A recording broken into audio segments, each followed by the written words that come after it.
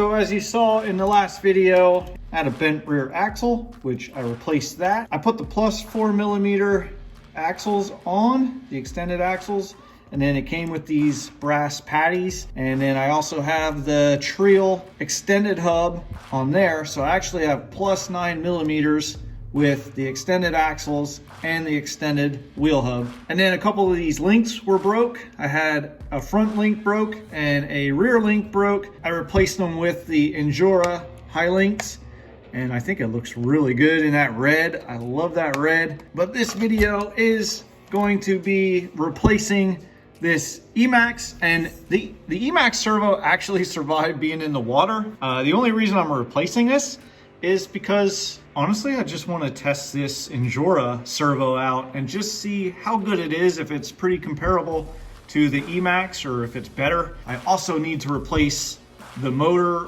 and I'm going to try out this Injora 66 turn brushed motor because my barrage motor did not survive being underwater for so long. And once these two things are replaced, this deadbolt is ready for attempt number 3 to climb the dam. And I think this time we're gonna get it.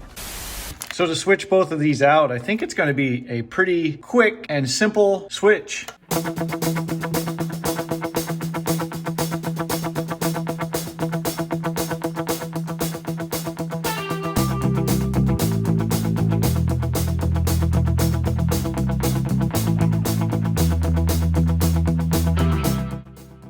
So it's just 4 little screws to take out to get the old mount out.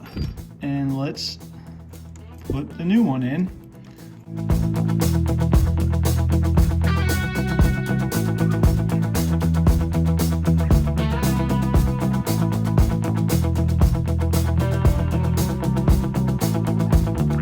So before we attach the servo horn, we're gonna plug the servo in, and we have to put a battery in. And a controller. We have to make sure that the servo is set to the center. Turn the power on on the ESC, and let's see. Oh yeah. So now we're centered. Now we can let's make sure these wheels are as straight as we can make them.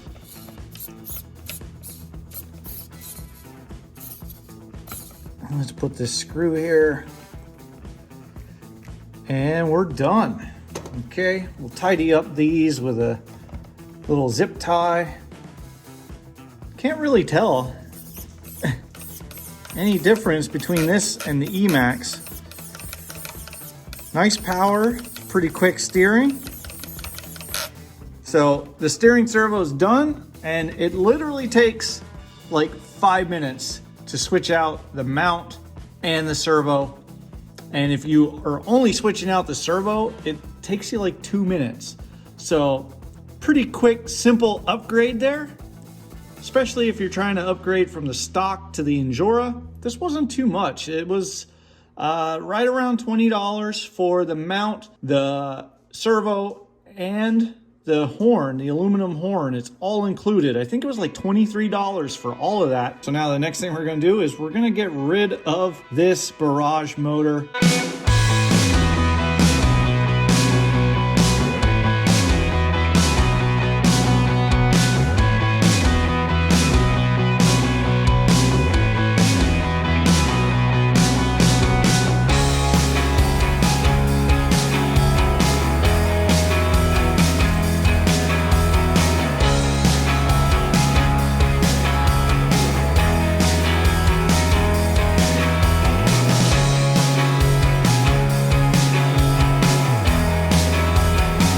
Okay, let's do a little close-up comparison here. They seem like they're exactly the same size. I know with the barrage, you had to either resolder these, like switch the poles, or you could do what I did, and I just flip-flopped the plug. You can take these little connectors out of this plug, switch the wires, and then pop them back in.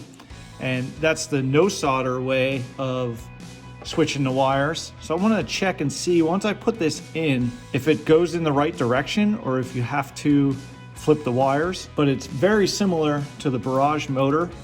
I'm not sure how many turns the Barrage motor is. Now this is 66 turns, as you can see, for the Injora. Another nice feature is the Injora motor. It already comes with the shaft shorter. The motor shaft is shorter than what comes on the stock Barrage. As you can see, I actually took a grinder and I had to grind this down to get it so that way I wouldn't have to drill a hole in this Trio aluminum cover, because I didn't want to do that. So the other option was obviously make this shaft a little shorter. Now this comes with the shorter shaft, so you won't have to do any kind of drilling in your case, and you won't have to grind it shorter if that's what you choose to do, like I did. And then here is the motor mount, and then you get the little pinion gear. So we'll go ahead and slip this pinion gear on right away. It's a pretty tight fit, but you just press it on. You might have to do this way here just to get it on. There we go. And you want to keep a little bit of space in there. You don't want this pressed tight against the motor, or it could bind up a little bit. So there is a real little gap there, and it spins freely. So here is the mount. Now this is a mount that I had.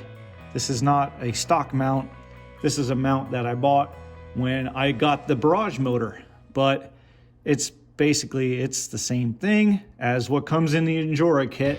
So I'm gonna put the red one on just to keep the whole red theme going, and we'll switch that out. Now we have to put this all back together.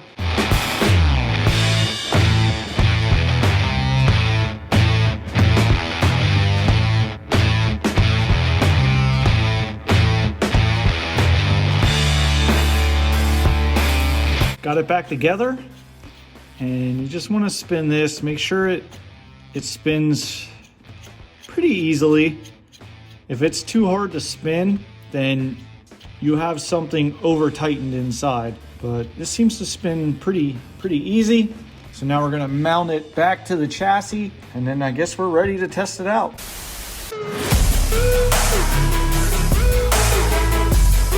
Okay, we got it all back together.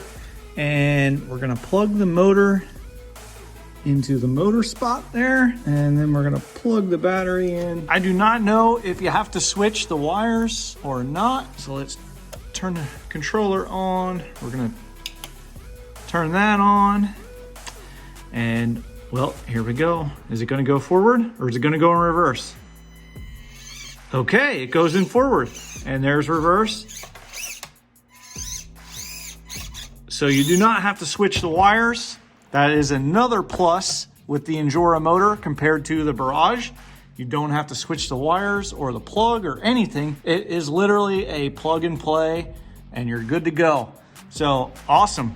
This thing is back in action. And I think the next video that I'm gonna do with the Deadbolt is gonna be attempt number 3 on the dam. So let's get it this time. We're gonna make it to the top. No rolling down like before. I can't wait. So thanks for watching, but I'm gonna end this video taking this out on the trail and just testing it for myself to see how strong the motor is and how much different the Injora steering servo is compared to the Emax.